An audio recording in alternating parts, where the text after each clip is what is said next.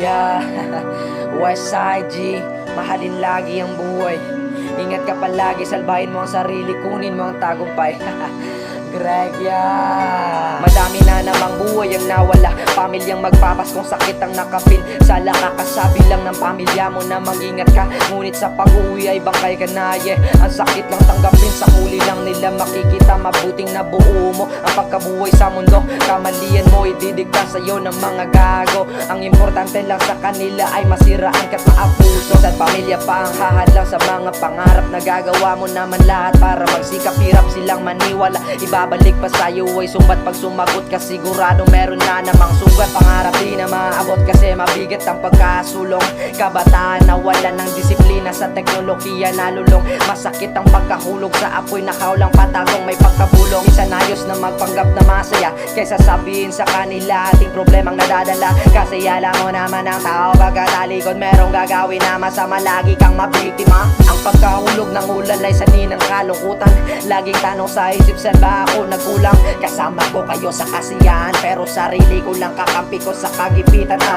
Kada gabi depresyon dumadalaw sa akin, kaaway ang sariling kakampi ko sa dilim. Sinusumbat sa sarili ang pagkabigo sa hangarin. Bakit lagi na lang talo? Ano bang pwedeng gawin? Hindi makatulog kahit nga magpahinga, kinakain ng emosyon. Ewan ko ba tangina, tinatanong mo pa sa akin bakit ako naging iba. Kayo ang dahilan kung bakit mas ginalingan ko pa. Ang paglalakbay ko sa buhay ay wala ng kulay. Kayo ang dahilan kung ba't ako nagkakasungay.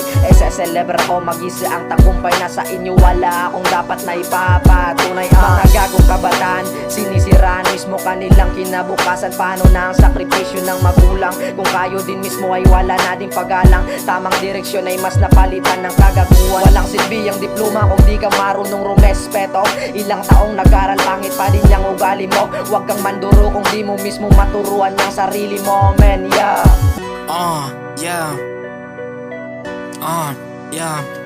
Sa makabagong teknolohiya, madami ng kabataan nasiraan ng loob. Mas pinili pang maging gago kaysa maging mabuti.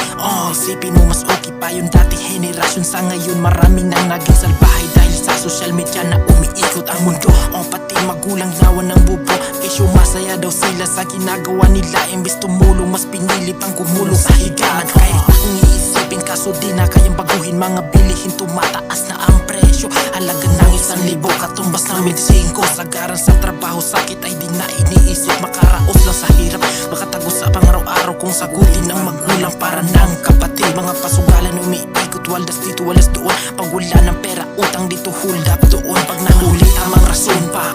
Ilang taon ang tiniis para mag-aral. Karangalan sa sarili ay wala. Sayang ng diploma mo kung sa tambayan ka lang tatanda. Hirap na sa filosofiya ng mundo, mga manluluko ay pumapaldo. Kilos kalabaw na yung pagtrabaho, pero bakit mo pa rin tilos? Kahit harapan ay baon, gusto na rin makaahon. Banat na ang sarili sa mga hamon na hinarap sa mura kong edad ay nagsumikap at nangarap.